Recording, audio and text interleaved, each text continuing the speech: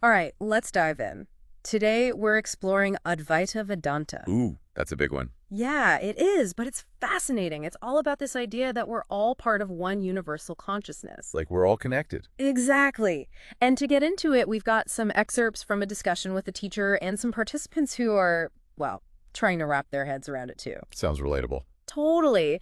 So imagine a world where the feeling of me separate from you is actually an illusion. Like that separation doesn't really exist. Whoa. Yeah, mind-blowing stuff. So that's the kind of territory we're going to explore today. Okay, I'm ready. Bring on the mind bending. All right, let's jump right in. This whole idea of non-duality, all distinctions being like illusions, how does that even work? It seems a little tricky to grasp. Yeah, it's not exactly how we usually think about things, is it? But the source material uses this really cool analogy. Yeah. Imagine a vast ocean, right? Okay, got it. The ocean. Now think of yourself as a wave in that ocean. I'm away. You have your own form, your own movement, you're doing your wave thing, but you're still, like, fundamentally a part of the ocean itself. Okay, I see. You can't really separate the wave from the ocean, right? Right. They're one and the same. Okay, I get the analogy, but if I'm just a wave in the ocean, what happens to me? Like, do I lose my individuality?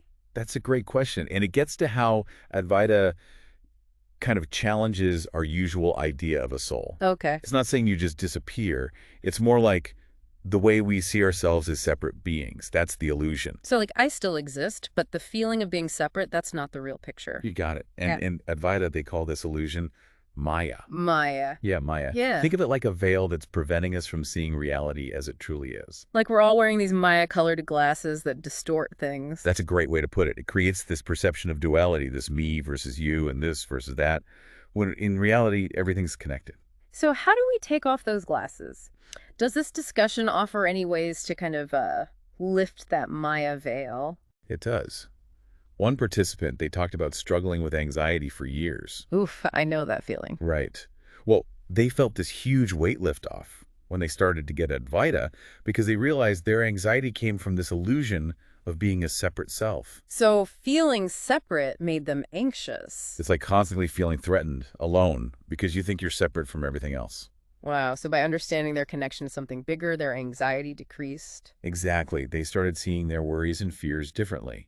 And the source material even suggests that mindfulness can help cultivate this shift in perspective. Mindfulness. I hear that word everywhere, but how does it tie into non-duality?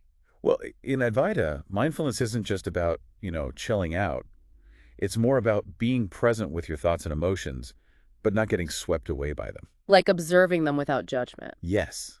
You start to see them as temporary, always changing, and you see the space between them and your true self, which is ultimately that universal consciousness. Okay, so by observing our inner world without judging, we start to get a glimpse of that underlying unity, that connection beneath the surface. You nailed it. It's like training yourself to see the ocean, instead of focusing only on each individual wave. That's a great way to put it, but this all sounds pretty theoretical. Did the discussion give any other examples of how Advaita shows up in people's actual lives? Oh, absolutely. Another participant shared how their relationships totally transformed because of Advaita. Really? How so? Well, they described it as moving from seeing the world as a bunch of separate individuals to recognizing that interconnectedness we've been talking about. It's like a shift from me versus them to we. Wow, so instead of interacting from a place of separation, it becomes more about unity. Exactly. It's not about erasing individuality, but seeing that deeper unity underneath those differences we perceive. Makes sense. And this participant talked about how this understanding brought them more empathy, more compassion, and a sense of responsibility for other people's well-being. That's pretty powerful. If you truly grasp non-duality, it seems like treating others with respect and kindness would just naturally follow. You said it. And it leads to another cool aspect of Advaita we'll get to in a bit, the idea of ethical living as a natural part of realizing our interconnectedness. So Advaita isn't just some philosophical concept. It actually has real-world implications for how we live our lives, how we treat each other, even how we make decisions. Absolutely. And that's what makes it so interesting, at least to me. It is not just a theory. It's a way to experience life more fully, with a deeper sense of connection and purpose. I'm with you there. Okay, before we dive into the ethical stuff, I want to understand more about realizing this interconnectedness. We talked about mindfulness, but are there other ways to have that shift in perspective? That's a great question, and it's something we'll explore in the next part of our deep dive. Okay, looking forward to that. The source material mentions self-inquiry, questioning our assumptions about who we are, and contemplative practices that quiet the mind for deeper awareness. But let's pause here and let our listener absorb what we've covered so far. Sounds good. We've definitely covered a lot. From non-duality to its impact on personal experiences and relationships, it feels like Advaita offers a totally new way of looking at things. It definitely challenges some deeply held beliefs, Yeah.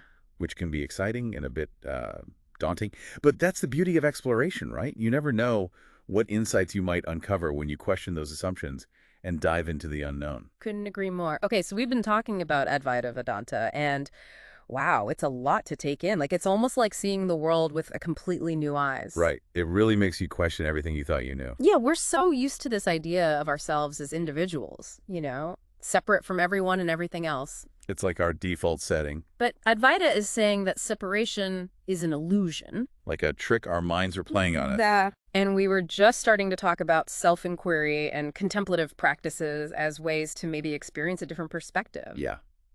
To see through that illusion. Can you talk a bit more about what those practices actually involve? Sure. Self-inquiry is, well, exactly what it sounds like. You turn your attention inwards and start questioning all those assumptions we have about who we are. Assumptions like, Like, who am I really? yeah. Beyond my name, my job, my thoughts, my body, all that stuff. It's not about finding answers in a book or from some guru. It's more personal. Definitely. It's about looking at your own experience directly. So cultivating self-awareness. Exactly. Peeling back those layers, like an onion. Okay, and what about contemplative practices? How do those fit in? Those are practices like meditation, things that help you quiet the mind and be more present. So you can look inward more clearly. Exactly. When the mind is still, you can observe your thoughts and feelings without getting carried away by them. Without judging them. Right. And that creates space for deeper insights to come through. So it seems like self-inquiry and contemplative practices go hand in hand. Totally. They complement each other perfectly. One is about questioning, the other is about creating space to see. And it's important to remember, this journey of self-discovery, it's not about reaching some perfect state of enlightenment. Oh, not about reaching enlightenment. Nope. The source material talks about it as an ongoing process, always unfolding. More like a journey than a destination. You got it. Yeah. It's like a spiral path. You keep revisiting similar themes, but always with a fresh perspective, so your understanding deepens. That makes sense. And speaking of journeys, the discussion also talk about Advaita as a path to liberation. Ah, yes, liberation. What does that even mean in this context? Liberation in Advaita means freedom from suffering, but not the kind of suffering from external events like losing your job or getting sick. Not that kind of suffering. No. It's the suffering that comes from that feeling of separation we've been talking about, from constantly chasing after things because we feel incomplete. So it's more about internal suffering. Right, the kind that comes from believing we're separate from everything else, that something's missing. And Advaita says that liberation comes from realizing our true nature. Yes, the nature that's already whole and complete, one with the universal consciousness. But if we're already connected to that source, why do we even experience separation in the first place? That's where Maya comes back in, that veil of illusion. Maya. It's like a cosmic game of hide and seek. The source material describes it as a divine play, where the universe kind of divides itself up into all these forms and experiences. Ooh. And for a while, we forget our true nature, our connection to the whole. It's a cool way to think about it. So our individual journeys are like detours in this big cosmic adventure. I like that. And the process of awakening is like remembering who we really are, seeing through that illusion of separation. Coming back home. Exactly. Recognizing that underlying unity that connects us all. Okay. All of this sounds very abstract. How does understanding this idea of liberation play out in everyday life? Good question. And it's something we'll explore more deeply in the next part of our deep dive. But basically, it's about moving away from that mindset of lack and fear, Hoard. abundance, Yeah. love, Or recognizing that we're all in this together and that our actions have an effect on the whole web of life. So it's not just about personal enlightenment, it's about living in a way that reflects this understanding of our interconnectedness. You got it. And the source material actually talks about ethical living as a natural outcome of this realization. Interesting. It's not about following a bunch of rules, but about acting from a place of compassion and understanding. Because we see ourselves in everyone else. Exactly. Our well-being is tied to the well-being of all beings. This is making me think about how Advaita could transform our relationships. Yeah, the source material shared some really powerful stories about that. Like what? One person talked about shifting from seeing others as separate individuals, especially when they disagreed on things. Like arguing with someone and feeling totally opposed to them. Totally. Yeah. But this person started to see others as reflections of themselves, different expressions of that same universal consciousness. Wow, so even in disagreements, there's a sense of connection. Right. It's not about erasing differences, but approaching them with a deeper understanding of our shared humanity. That's amazing. Like we're all in this together, even when we disagree. It makes me wonder, if we really embrace this perspective, how would it change our families, our communities, the world? Big questions. And that's what we'll explore in the final part of our deep dive when we look at the practical implications of Advaita. Can't wait. We've already covered so much, from self-inquiry and contemplative practices to liberation and the impact of non-duality on relationships. It's a lot to process. It is, but hopefully we've sparked some curiosity in our listeners to explore these ideas even further. Definitely. There's so much to discover. Wow. This deep dive into Advaita Vedanta has been really thought-provoking. Right. It's a lot to absorb. It is, but it feels like it could really change how we see the world and how we live our lives. That's the whole point. Yeah. It's not just an intellectual theory. The source material really stresses that Advaita is supposed to be something you experience, a way of being. Okay, but how do we actually do that? How do we take these big concepts, non-duality, interconnectedness, liberation, and make them part of our everyday lives? Well, the discussion ends with a question that I think is really key. If every moment is a chance to wake up to our interconnectedness, what will you do differently today? Interesting. So it's about realizing that even small actions, everyday stuff, can be opportunities to practice this awareness. Yeah, exactly. It's not about waiting for some big revelation or mystical experience. It's about bringing that understanding of unity into right now. Okay, can you give me an example? I'm still a little fuzzy on how this actually works in real life. Sure. Imagine you're in line at the grocery store, and the person in front of you is taking forever. Oh, I've been there. Right. You're probably feeling impatient, maybe annoyed. But instead of getting lost in that frustration, you could take a breath and remember that this person, just like you, is part of that same universal consciousness. Oh. They might be having a bad day, dealing with stuff you don't know about. So it's like shifting from judgment to empathy? Yeah. Doesn't mean you have to like their behavior or pretend everything's fine. It's more about remembering our shared humanity, even when you're annoyed. I see. But what about bigger issues, like social justice, the environment, conflicts around the world?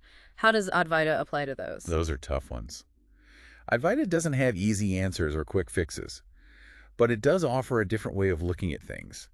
It encourages us to see beyond that us versus them mentality. To remember we're all connected. Exactly. We're all part of the same system, and our actions have an impact on the whole web of life. So it's less about finding the right solution and more about understanding that we're all in this together. Yeah. And that can affect how we approach everything activism, the choices we make as consumers, how we treat the environment, how we interact with people from different cultures. It's recognizing that our well-being is tied to the well-being of everyone and everything else. Exactly. And that can be a powerful motivation for positive change, to work for justice and equality and sustainability, not just for ourselves, but for the good of all. This whole exploration has been really eye-opening. It's like Advaita isn't just a philosophy, it's a whole different way of living and relating to the world. It is. And that's what makes it so fascinating. It's not about dogma or rules. It's about understanding our interconnectedness and letting that guide our actions. Like being given a new lens to see the world through. Yes. Well, dear listeners, that wraps up our deep dive into Advaita Vedanta. We hope you've enjoyed this exploration and that you'll continue to explore these ideas on your own. Remember, every moment is a chance to awaken to that interconnectedness. So as you go about your day, ask yourself, what will you do differently today? Thanks for joining us on the deep dive. Until next time, keep seeking, keep questioning, and keep diving deep into the mysteries of existence.